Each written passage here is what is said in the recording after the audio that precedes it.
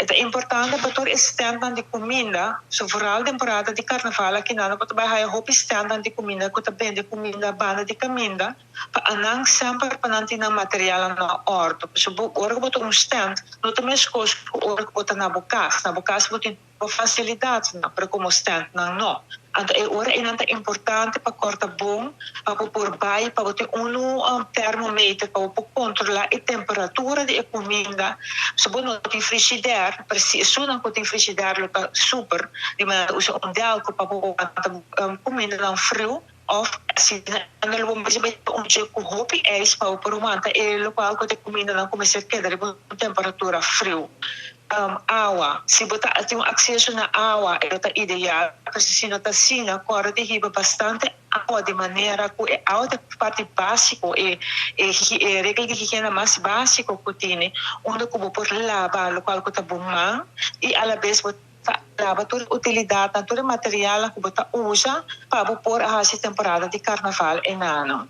Nós queremos, nós sobre a maneira que sempre o Departamento de Saúde Pública está pondo atenção. Nós temos assim 5 chaves para comida saudável e isso que me se quer implementar também. Isso aqui é parte básica, não está? É a parte limpeza.